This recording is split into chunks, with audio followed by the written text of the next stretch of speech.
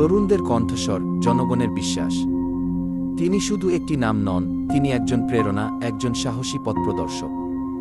Advocate Zakaria answer মিলন, সাবেক যুগ্ম সাধারণ সম্পাদক, কুষ্টিয়া জেলা যুবদল এবং আহ্বায়ক, কুমারখালী উপজেলা যুবদল। আমরা যারা স্বপ্ন দেখি, পরিবর্তনের আশায় বুক বাঁধি, তিনি আমাদের মধ্যে একজন, যার নেতৃত্বে আমরা দেখি আগামী দিনের আলোর দিশা।